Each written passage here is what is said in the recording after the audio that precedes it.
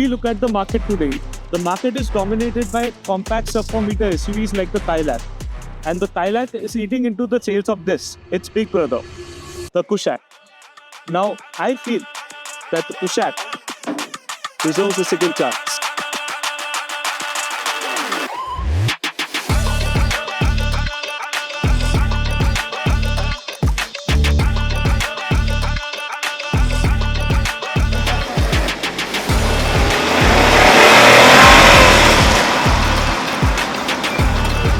This is Pujara and you're watching 6Pistons Media.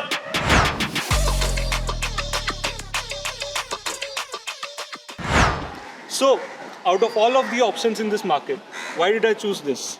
It's because of the way it looks.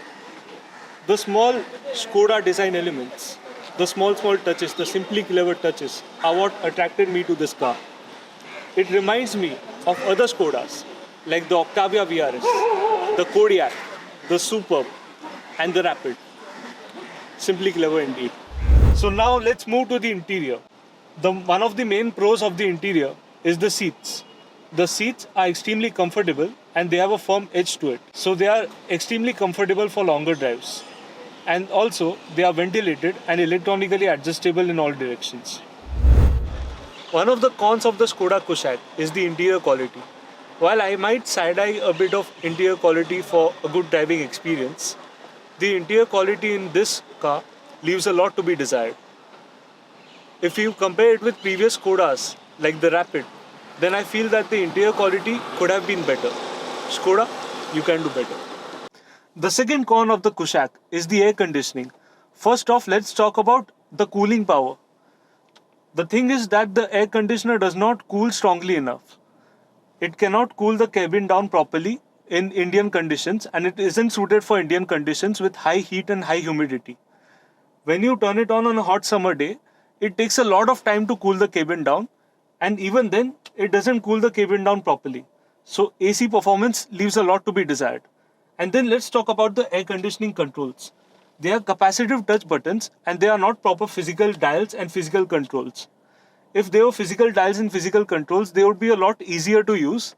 And this is very cumbersome and annoying to use and might also prove to be a danger if you use it on the road while driving.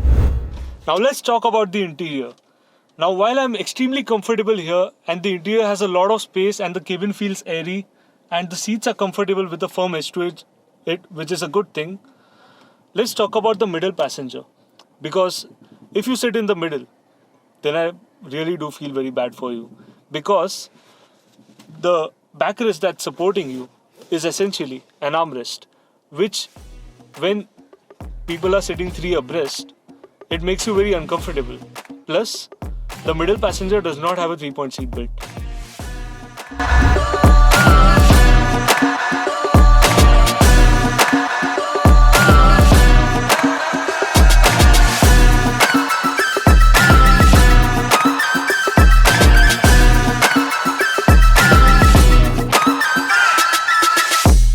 Now let's talk about the driving experience, which is the pièce de résistance when it comes to Skodas.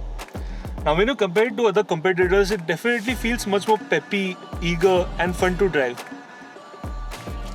Let's talk about the steering. It's a bit light, no doubt, but it's very precise and accurate and gives you a lot of feedback and a lot of stability, confidence and reassurance when you're driving at triple-digit speeds on the highway or you're pushing the car hard around guards. There's definitely a bit of body roll, but the chassis stiffness allows you to push it harder. Especially in stop-start traffic when you are starting from a standstill or you are in a very heavy traffic jam or you are parking the car in a very tight space, that's where this becomes a pain point.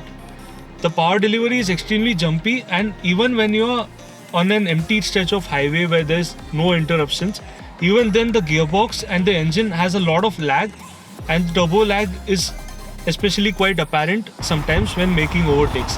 This can be a bit dangerous if you aren't prepared because upshifts and downshifts take a lot of time because the gearbox is a bit slow and laggy. And let's talk about the most important topic, the elephant in the room, that is the fuel economy. Now the internet will tell you that the fuel economy is extremely good, like 15-20 kmpl, about 20, etc. etc. But honestly, don't believe those claims. I'm serious about it. Because in my 1 year of experience, it only gives single digits. While this Kushaq has its negatives, I've done 4,000 kilometers in it, and every kilometer has made me smile. So, despite the negatives, this car makes me smile and it deserves a second chance.